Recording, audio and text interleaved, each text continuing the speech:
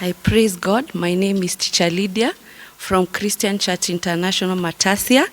We'll share the word of God this morning from the book of Job. Our title today is God rewards those who are faithful to him and obedient. We'll share the story of Job. We know he was a man of God, a servant of God who loved God, and he obeyed God. He was upright man. He did not love to do evil things, and he was careful not to sin against God. Then there is something that happened in his life, and he still remained to be faithful and obeyed the word of God. The book in Job chapter 1 and verse 2, we'll share the story of Job about what happened in his life. We know he was among the rich people in their land in those time of Job, and he had so many things in he had ox, he had camels, he had sheep, and still he had 7 sons and 3 daughters.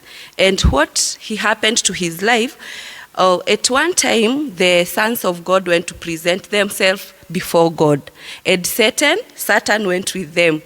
And God asked him if he had seen his faithful servant, Job, and he said yes. But he told God, do you think that Job is faithful to you? He's obedient. It's only because that you have protected him. But God was very sure that Job was very obedient to him.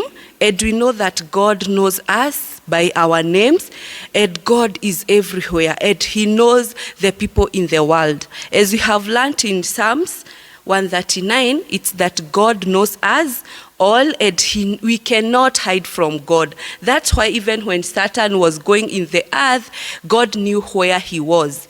And he told God that, I know if you take everything that belongs to Job, he'll not obey you again. But God knew that Job will not change his ways against God. Then God gave Satan permission to go and touch whatever Job had. And there was a series of events that happened. And in that moment, as the servant it was a day that the sons of Job they went with their sisters, and they were making merry, they were having fun. And something happened in that day. As the servants were taking care of the ox, they were in the field.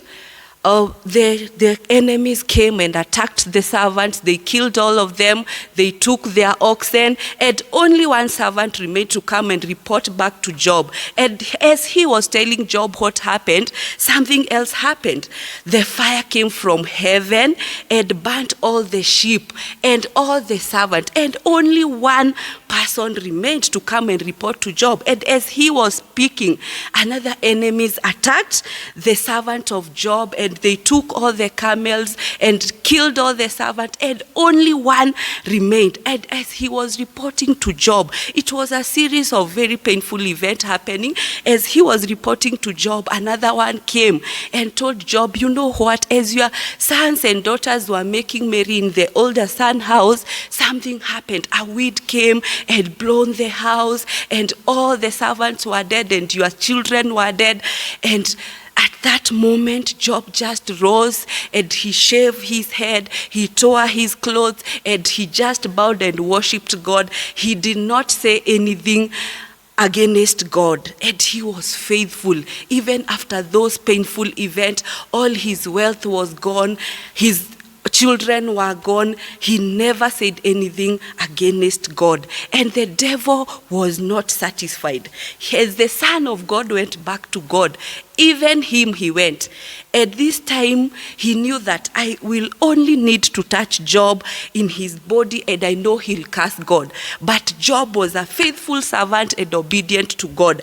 And he told God that if you give me permission to go and touch the body of Job, I'll know he will not follow your ways. But God knew about his servant Job, as God knows us. He knows our heart. He knows when we are doing good to him. And the Satan was given permission, and he came and struck Job with boils in his whole body. It was painful. Job could sit down on the ashes, just scratching himself. We know how boils, they are painful, but Job was faithful to God. He was a wonderful servant of God. We learn so much from the story of Job, how he was. And our little children, this day I want to remind you about being faithful to God. And every moment that the children of Job were going to make merry, Job would offer sacrifices to God and said, if my children has sinned against God, he offered bunch of sacrifices, if that was the way in their days. But in New Testament, the Bible tells us in 1 John chapter 1 that we should repent our sins. We should say that we don't have sin, but we should always repent our sins. That is what Job used to do. So from the story of Job, we learn that we should always repent our sins. And Job could offer sacrifices. We should always we should repent our sins every moment. And when Job was seated there, he was scratching himself. It was so painful. The wife of Job came to discourage him. He told, why are you still holding your integrity? You should curse God and you die. In this life of being faithful, it is not easy. You will come across people who will discourage you. If you are very obedient in school, if you obey your parents, when they give you work to do, when you are very obedient at school, there are people who will discourage you, like the wife of Job did. He was discouraging Job to curse God, to disobey God. That is not good. You should always obey God. You should always obey the word of God. Even when you are discouraged by your friends, you should always remember that you are supposed to obey. That is what we learn from the story of Job. And again, we should always run away from evil. As the word says that Job was careful not to do evil. Even us, we should be very careful as children not to do evil. We know what evil is. We know what sin is. We should not sin against God. Sometimes even when your friends entice you to come and sin against God, you should not. As Job was very careful, he hated sin. We should always hate sin. We should always walk in the right way of God. And again, we read in the Job chapter 42, we'll see how Job recovered and how God rewarded him. Everything that was taken, when we are very faithful, sometimes we get punished when we disobey by our parents and our teachers. But when we do good, maybe the teachers will tell you, thank you, you have tried. They will clap for you. They'll give you present. Yeah, that is what happens to us. Even our Heavenly Father, when we obey, as the Bible tells us in Ephesians, when we obey our parents, we will get a long life. That is what happens to us. There is always a reward, because it is the word of God that has told us to obey our parents.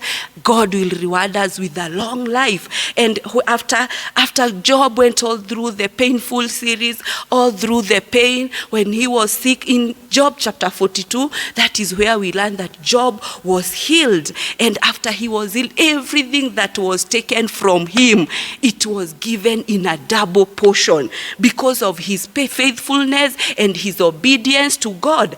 Everything. And he was given again 3 daughters and 7 sons, but all the animals he was given a double portion because of his faithfulness. As children of God, we should always obey the word of God. We should always obey our parents. We should always obey even in schools. And we know that God will reward us. God will reward us. As Christians, what is our reward? We are promised the eternal life. Even the book of John 3:16, we were promised we will have an eternal life. We will always be with our God when we are obedient, because sins take us away from God. In the book of Isaiah, that is what the word tells us. But let us always obey God. Let us always be faithful.